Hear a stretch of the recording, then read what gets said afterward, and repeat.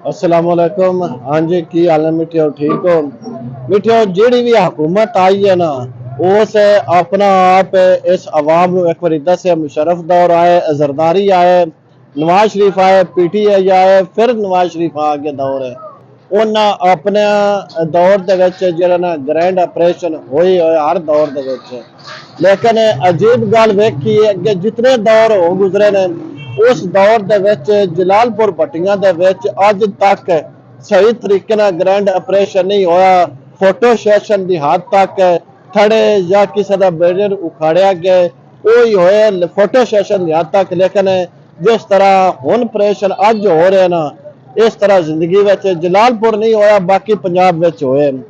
ते मैं इस टाइम थाने जलालपुर भट्टियां रोड ते मौजूद हाँ। ते इत्थे पहले भी जितने भी हुकूमत आईयां ने उन्हें अपने दिलों जरा ना इस रोड नू क्लीयर करने की बड़ी कोशिश की है, लेकिन इत्थे नहीं कोई भी बंदा कर सके। हुन हुकूमत भी नून लीक दी है ते MP भी नून लीक दे, लेकिन फिर भी हाली किसी गल ते समझौता नहीं हो रहा। हुन ग्रैंड ऑपरेशन हुकूमत पंजाब की तरफ पंजाब दे विच बड़ा जोरों शोर नाल जारी है। ते जिवें हुण तुसीं वेंदे पे थाने रोड ते सब दी मां ते कौम दी मां जिहड़ी वो आ गई है, ते वो अपना जिहड़ा ना ग्रैंड ऑपरेशन है वो जिहड़ा वो कर रही है। ते थड़े जिहड़े ने वो कल जिहड़े 2 दिन ऑपरेशन होए, और पहले दिन होए अपनी मदद आप दी तहत, ते दूसरे दिन होए कमेटी की तरफ थड़े जिहड़े ने ये उखाड़े गए ने।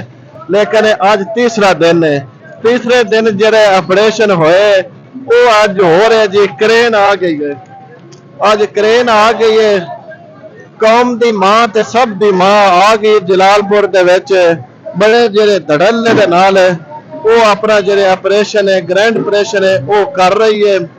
ते अज तक इस जलालपुर भट्टियां दे विच ऑपरेशन तारीख में नहीं हुआ। जितनियां हुकूमत आईयां ने, जितने दौर आए ने, लेकिन ऑपरेशन इस तरह का नहीं होया जिस तरह हुण ऑपरेशन हो रहे।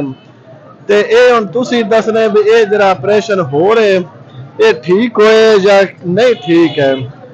ये हुण तुहाडे हत्थ आवाम दे हत्थ फैसला है। अगर ये रोड हुण खुले होण, जो कुछ होवेगा या ये ठीक है नहीं, चेक करो ये कौम दी मां ते सब दी मां आ गई है।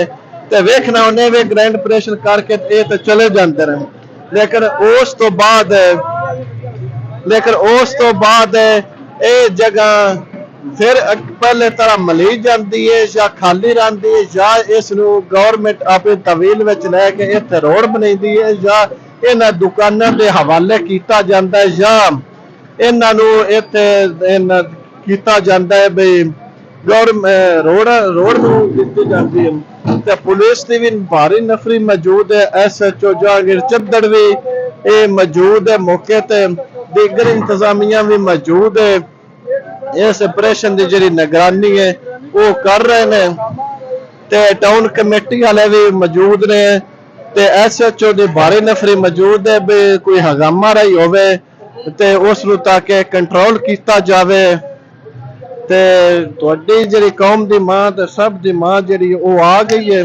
ते जलालपुर विच जिहड़ा ना ग्रैंड ऑपरेशन है वो फिलहाल जारी है। ते अगां वेखने